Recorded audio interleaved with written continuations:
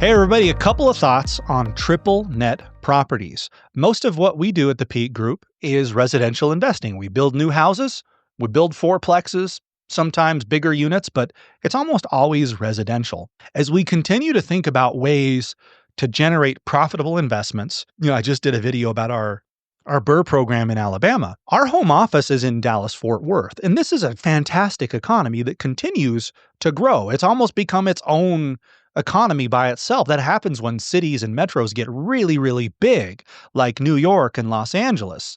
And that's happening in Dallas too. In fact, over the next 10 years, I've read Dallas is projected to pass Chicago as the third biggest metro in the country. People are clearly moving to Dallas, Fort Worth. They want to be there for a bunch of different reasons. However, when we think about investing in properties there, what I always hear and what I have experienced personally is, well, the taxes or, well, the insurance.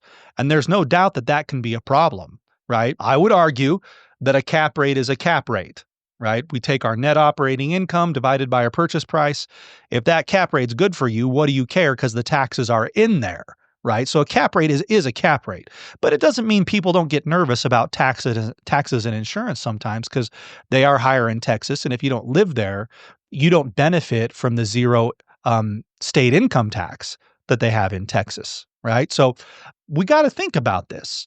And what are some ways that we could really kind of attack this problem in Dallas-Fort Worth? And an asset we've been looking at for a long time is called flex space. Some people call it commercial flex space. Some people call it industrial flex space. But what it is, you go through these properties sometimes and you see a row, it looks kind of like a nicer warehouse with, that's almost condoized, where you got a little office in the front and a big roll-up garage door and a bathroom.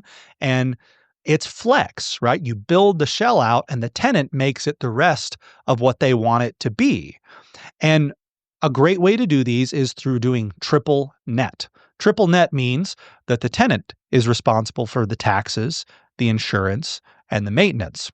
So it doesn't completely insulate you from that risk of high property taxes, volatile property taxes, but it certainly hedges that risk and takes away a lot of the headache and turns this into a very, very passive investment, because you don't have to go pay the property tax, right? You don't have to take those calls or deal with those maintenance situations.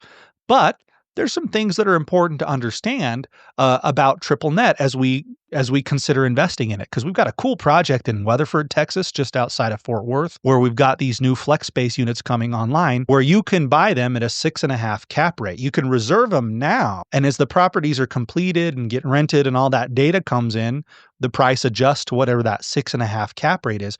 We think it's about $250,000 per unit, but the cool thing is the proof is in the pudding, right? These leases are going to get signed, these taxes are going to come in, and there's really no arguing about what the 6.5 cap rate is. It's easy to back into.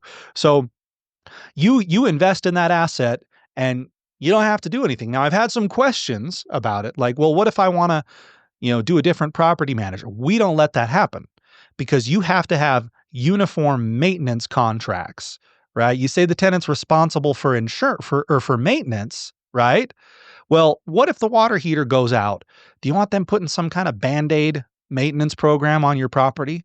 So oftentimes with a triple net property, there has to be a maintenance contract as a part of the lease of, if this happens, it's going to be handled this way. And it's usually the property manager's vendors that take care of it so that it's done in the way that you and the manager want it done, and then it's billed back to the tenant. That way, maintenance is not left to the imagination. It is very clearly defined, and I think that's an important thing to consider. The same thing goes for insurance. They have to provide proof of insurance, but what's cool is for the tenant is they can have a little bit more control, because if you're paying insurance, you're going to be setting those leases as high in the market as you can. They can sometimes feel like they've got a little bit more control by setting the insurance, and obviously you're going to have a minimum standard of what they insure, but they can be a little bit flexible in how they do that. They're going to have to pay for those utilities as well. All this stuff is their responsibility. And the cool thing about flex is oftentimes on triple net, the The TI, the tenant improvements are very expensive, but in Flex, they're very minimal. These are built out to the shell, and these tenants don't need to do a lot. We're talking about plumbers who are going to bring in their own shelving and their own equipment, and they kind of customize that space they want. And that makes these tenants relatively sticky because they're not going to go just find another one of these spaces very easily. In some markets where there's a lot of flex space, yeah, they might. But in the markets where we're doing this, not likely to happen. They're going to want to stay there. And so the minimum lease term on these things is 3 years.